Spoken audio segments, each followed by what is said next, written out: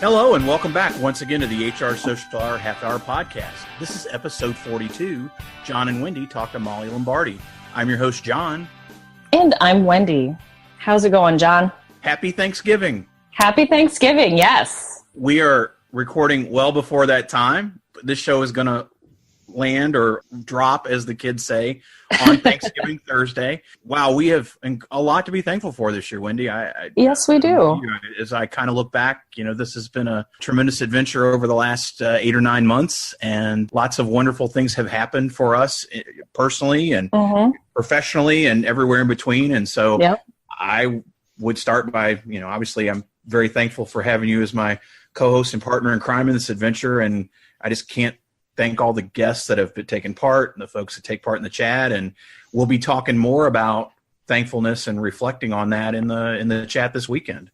Yes, we will. And it's, I'm very humbled and thankful for all of our listeners and everyone who helps promote what we're doing here, because without them, we wouldn't keep doing it. So thank you to everybody. I hope you are listening to this while with one ear, maybe watching football, one ear listening to us, enjoying some delicious turkey and eating until you just can't anymore. And then enjoying Black Friday, Cyber Monday, and of course, which we'll get to a little bit more, Giving Tuesday. So I think that's going to get us into our conversation here, John. It will. I will say, too, for our non-U.S. listeners, we are thankful for you as well. And however you may celebrate your respective holidays, enjoy them too. You may not be having turkey and watching football, but we're thankful for you too. And since we are recording this on Canadian Thanksgiving, a special shout out to our Canadian listeners on the day that we're actually recording. So yes, very happy good. Thanksgiving to you guys. Well, again, a lot to be thankful for, and I'm very thankful for our guest. I had an opportunity to meet her a few weeks ago. Thankfully, Lori Rudiman was kind enough to make the introduction, and I told her before we started recording I could not think of a better person to have on as we reflect in this period of Thanksgiving. So, Wendy, I'll let you make the introduction and we'll get started. That sounds great. Super excited to have Mollie Lombardi here with us tonight. She is a researcher, writer, speaker, and advocate focused on the intersection of human capital strategies, technologies, and processes. Her work has appeared in such publications as Fast Company, The Wall Street Journal, Inc., and other industry trade publications. Her main focus is primary research aimed at helping individuals and organizations blend efficiency, engagement, inclusion, and performance through the use of technology. She is co-founder of Aptitude Research Partners and has held a number of leadership roles at industry analyst firms. So welcome, Mollie, to our show. So excited to have you. Thank you so much. Yes. Our first question is, what's in your glass? Well, it's empty right now, but it was my husband's first wine of this year's batch. He, among many other talents, he presses wine with some friends, and it's a lovely blend of Barbera and a little bit of Red Zinfandel, and it was lovely, but it's gone now. Oh, how fun. I think that's the first time we've had somebody with homemade wine on. Yes. Yeah. Tremendous. Among his many skills, that's one he's picked up, so. Very cool. Yeah. Well, Mollie, I know as I mentioned, we had a chance to visit a little while back, and we did. We talked briefly, but tell us about how exactly did you get started in the HR analyst space?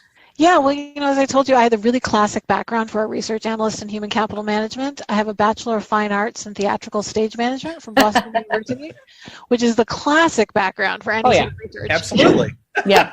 Everyone goes to art school to get a BFA, right? That was sort of the start of my career, but I really say that theater training was great for corporate America because there's divas and there's deadlines and there's budgets and learning to navigate with people. So actually, it was a really great training ground. But when I left school, it was sort of, do I move to Manhattan to make $100 a week, or do I, try and figure out what I want to do here in Boston? And sort of fell into a assistant role at a research firm, a research and consulting firm, and basically was too dumb to say no to anything and got taken into rooms I never should have been in. Was a CIO of Johnson & Johnson and Owens Corning and all these, great companies that I never should have had the right to be in the room with their CIO and CEO and CHROs. And, sort of that's how I got my start, doing research and helping some really great consultants and analysts and talking with business leaders. And here we are. I like that quote you have there, too dumb to say no. I think that is something people should probably live. Why not? Why should we say no to things? Jump in. Absolutely. Absolutely.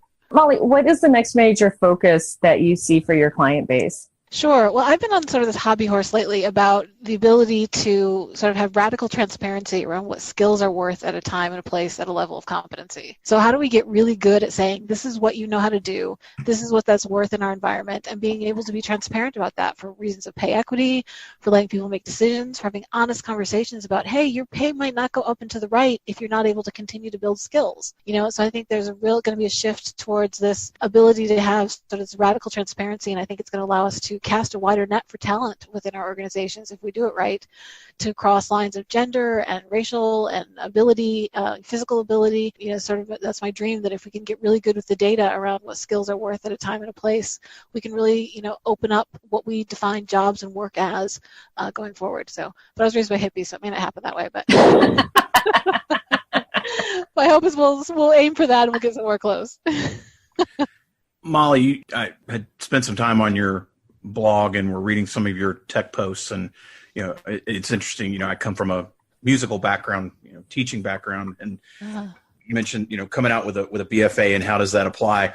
A lot of HR pros seem to be intimidated by technology, or at least understand the impact and how it really does affect their business and how they do their job, regardless of what the task may be or what kind of space they're in. But I'm sure you see that a lot, and with your sometimes with your clients.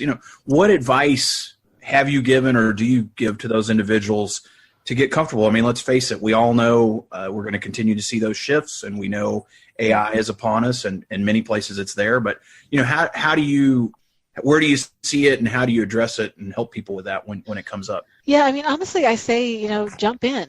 There's so many great technical bloggers and analysts and people in the space. There's my colleagues from other firms that talk about technology.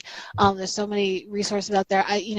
And people love to talk about the technology. Go to a show, go to a Sherm or an IRM show, go to HR Tech or go to Unleash, and talk to people. I mean, people want to talk about their products if they're vendors, but even users. Users like to talk about their experiences with specific technologies or with general types of technology, whether you're looking at learning systems or talent acquisition systems or performance systems. We're a chatty bunch. So I really encourage you to just talk to people. There's people who there's some really, really, really smart people out there in our space that are willing to chat with you. So don't be afraid. There's no too dumb question. We've heard them all. And so I think, just jump in and ask questions, I think is the best way to really get started. Do you see more concern, I guess, with some of the things that are coming? I mentioned AI a little earlier. We've had Ben Eubanks on talking about it, and certainly, I think Wendy and I agree there's a lot of really cool stuff that's happening that we're excited about. But, I guess the change of the pace of technology changing, maybe even accelerating. Do you see that heartburn for people? Certainly. I mean, there's sort of the line between, really interesting and really creepy. Very fine line. But I think it's also, one of the things I think we sort of have to accept, and that millennials are better at accepting, I think, than a lot of us, is every bit of convenience comes with some trade-off for privacy and security, which is sort of a shame to say, but it's a bit true. And so some of it is just getting comfortable with the idea that, things are going to continue to change more and more rapidly, but they're going to change in your personal life too. So I think, being open to it, being smart about it, asking questions, but I do think people get a little bit, upset about it, but also we've gone through massive change before, and we always find our way through. So I think it continues to be another lens, and we were talking about mobile and social and how that was going to invade and change our lives. And it did, but we, got to a new normal. And so I think this is just another lens that we're going to continue to see other iterations of in the future as well. I like how you're kind of putting that we've always adjusted regardless of what technology has come forward. I think about my mother and my mother-in-law talking about how, quote, spoiled we are by electricity. Yeah. Oh, I know.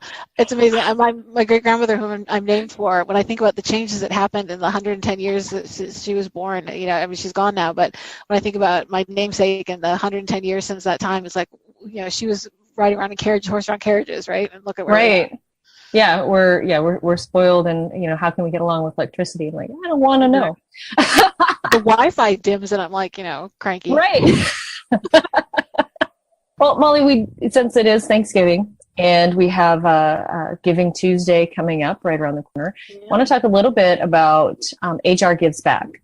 So you started that on October 21st, 2015. Can you tell us the significance of that date and what led you to start HR Gives Back? Well, Marty McFly, Michael J. Fox. I was diagnosed with Parkinson's myself on September 23rd, 2013. Not like it was a big deal, or anything. When I was diagnosed, it took me about 6 or 8 months to really sort of come out to my industry and community. And what I realized as I was going through that journey and as I started to talk to people and got involved with the Michael J. Fox Foundation, realized how lucky I was that I could sort of come out to my community and that I had so much support, that I wasn't afraid of losing my health insurance, that I wasn't afraid of losing my job, and realized that so many people literally and figuratively are silenced by Parkinson's. One of the symptoms can be the lowering of the volume and the slowing of the pace of your voice. That's clearly not a symptom that I have yet. But I realized that I had a platform as well as a voice and wanted to do something with that. And I realized that in the technology community, I knew people with some personal and organizational wealth that I could separate them from to the benefit of curing Parkinson's. And so with some industry colleague friends, we figured that HR Tech that year happened to fall on the day that Marty McFly came to the future, October 21st, 2015. And we thought it was too big of a coincidence to give up. So we sort of guerrillaed together the first year of HR Gives Back and raised over $30,000 that first year.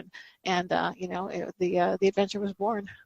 I absolutely love that. I love the date and the significance of it. I think that's just fantastic. Well, we started with HR Gives Back to a future without Parkinson's, right? Because we wanted to tie in the movie thing, but that was right. To say. So HR Gives Back. The URL is available, so here you go. I love it. And Molly, part of what you're doing this year is a 365 and 365 challenge, and hoping maybe you can talk a little bit about that. And you'll have a chance at the end to kind of plug what you got going on. But tell listeners now too, how can they take part in that challenge and then HR Gives Back? Absolutely. So HR Gives Back is sort of the umbrella, and it's always been tied around some of the annual events. But this year, I really wanted to make it a little more personal and a little more year-round.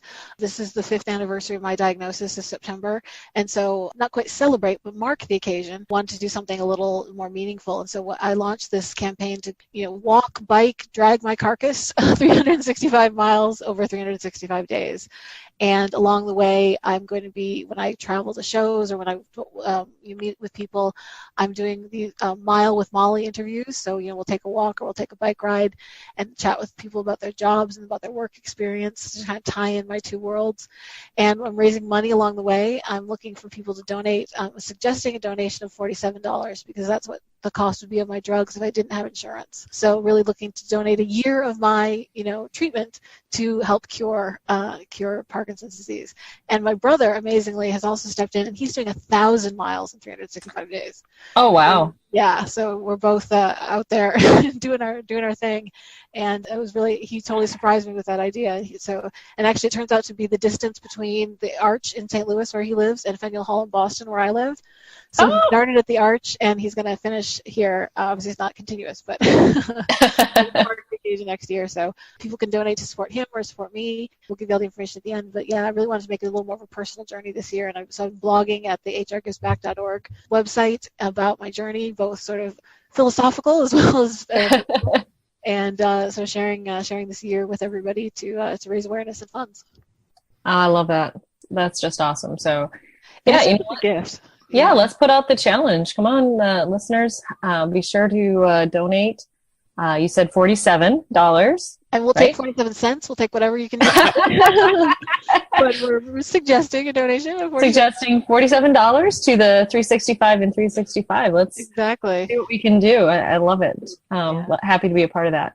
Absolutely. Well, thanks. It's been such an honor for people to share their stories with me. And I thought I was prepared for, the reaction when I, outed myself, if you will. But the stories and things that people shared and blessed me with has been really amazing. So I love it. I think that's fantastic. Well, Molly, it is now time for everyone's favorite part of our show, the half-hour question connection. Woo-hoo.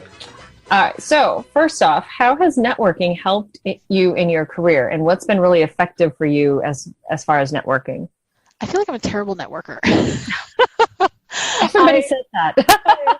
I think the best thing that I ever learned was Evernote and writing everything down. And then when you go back and search your notes before you see the person again, if you remember one thing they said, you're like a miracle worker. So it's my only hack for networking is, I just write everything down, and so that I can search it, because I remember things, but then I don't remember who said them or how long ago it was. So that's my one hack. It's a good hack. Molly, who do you like to read or follow when it comes to gaining new HR insight? Well, obviously, we talked about our friend Laurie Rudiman. You mentioned Ben Eubanks. He's fantastic as well. My co-founder, Madeline Lorano. I mean, I have a Twitter feed full of a lot of the usual suspects, Chris Dunn's and Tim Sackett's of the world.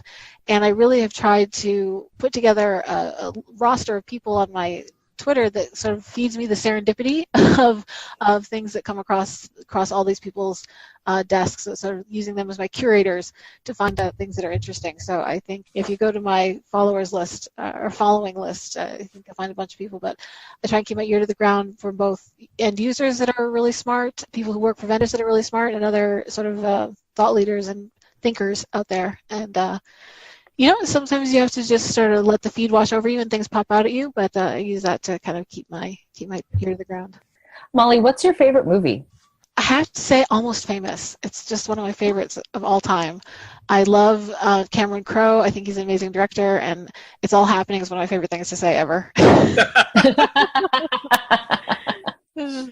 How about your favorite musician or band? So I have to admit that I had this answer before I listened to the Laurie Rudiman episode, and it's the Bare Naked Ladies, Wendy. I was pleasantly surprised when I heard you say that, because I was like, nobody's going to say the Bare Naked Ladies. But I love them. I love them so much. I think I saw the first time in like 92 or 93. Yeah. Oh, yeah, that's when I fell in love with them, way back in the early 90s. Back in the Kraft Box dinner days. Yes. Yeah, I saw them in Boulder, Colorado, and they did a live version for the local radio station has an album that they would put out every year, and they'd have people come in and sing. And they talked about driving to the Mork and Mindy house and Kraft macaroni and cheese, the whole bit. It was awesome. Yeah. Well, I used to live in Ann Arbor, and they came into Detroit because it's just across the river from Windsor in Canada, and so they were shows. So my dad took me to the Fox Theater in Detroit to see them in like 1992. And he liked them too, so they're a fun band. I love it. Yeah. Favorite TV show? Got to be The West Wing. I still watch it all the time. Oh, it was a simpler time then. Well, I typically I try to find connection, but you all found Bare Naked Ladies. I don't know what else to say. I had one of my roommates in college was really into them. This is also the early 90s, and I'd never even heard of them. And he would go to shows. I guess they played Nashville a lot. I don't know. Where we were living probably in Nashville. But he got to know him. I don't. Oh wow. He was a singer and a theater guy, and I don't know. It was, but he'd always talk about it, and we always thought it was funny because I thought he was making it up. I just thought it was like a silly thing ever for a band, like Bare Naked Ladies. Bare Naked Ladies. Yeah, right. Just very, it seemed kind of odd, but in hindsight, it's kind of neat that because that was pretty early on, I think, in their. Yeah. Well, and for some reason, there was a radio station in Boston that called them their house band, and they came to Boston all the time too, which is where I. Oh wow! Oh, okay. So, yeah, my brother won me tickets to see them once. So. My husband had a chance to meet him. He worked for a TV station in Chattanooga, and they were there and did a whole interviews type set, but he didn't know who they were, so he's like, I don't need to go meet every quote celebrity that comes in. Ed, some guy named Steve, and, right. And then he found out, I got him into them as well, and he really enjoys them now. And he's like, man, hindsight. Could have been. Well, Molly, if you're not watching Almost Famous or listening to Bare Naked Ladies or watching The West Wing, what else do you like to do outside of work? Gosh, what else do I like to do?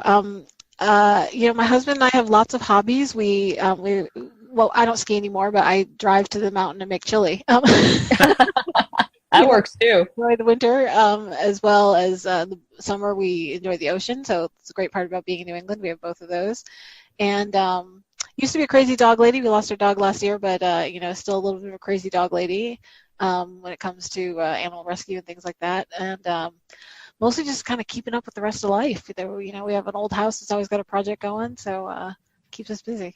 Those old New England houses. Exactly. We have a new roof, so it's exciting around here. Oh, nice. So if you weren't in the HR analyst tech space, what do you think you'd be doing professionally? I don't know. I mean, I might still be in theater, or I might be in some sort of teaching. I always said I think being a stage manager was less my career than who I am, because it's one of those jobs where if you do everything right, nobody knows, and if you do anything wrong, it's all your fault. Right. But it's also, when I think about what it teaches you, is it teaches you about how to create a space for people to be great. And I think there's, lots of jobs where that can come in handy. So something maybe like around teaching or helping people reach their potential, would be something that I might enjoy doing. Nice. Well, Mollie, I want to congratulate you. You survived the question connection. You survived the conversation at large. And again, I'm so very appreciative of you taking part with us on this journey that we're taking. And again, when I looked at the calendar, I said, I cannot think of a better person to say, to be part of the Thanksgiving episode. Yes. So some of our listeners that may not know you or may not be following you, what's the best way for them to find you, to find HR Gives Back? Yeah, Twitter's a great way, at Mollie Lombardi, Mollie with an I-E, Lombardi like the trophy. We can't be related, but if you look at my father-in-law's nose and Vince, somewhere back in the old country, we must have some common ancestors. Yeah, so Mollie with an I-E, Lombardi on Twitter. You can also find me at HR Gives Back on Twitter, as well as hrgivesback.org, which is the website that has all the information about all the fundraisers we do. It has the blog for HR Gives Back as well. Great, and we will have all that in the show notes too. Awesome. Wendy, how about you? How can the listeners find you? Best way is always on my blog, mydailyjourney.com. Daily is D as in dog, AILEY. You'll also find me on Twitter the fourth Sunday of each month at 7 p.m. Eastern Time as part of the HR Social Hour Twitter chat. So hopefully we'll see you all there. How about you, John? Easiest way to find me, if you go to hrsocialhourpodcast.podbean.com, you'll find links to all my contact information there. And while you're there, if there's an episode you haven't listened to yet, give it a download, take a listen, and leave a review. Rate and reviewing us is the best thing you can do. We are always thankful for reviews and any way to help spread the word. So again, wishing all of you stateside a very, very happy Thanksgiving. Yes. And so for the HR Social Hour Half Hour, I'm John. And I'm Wendy. And as always, be sure to connect, give back, and network. Network. Take care, everyone. We'll see you soon. Happy Thanksgiving.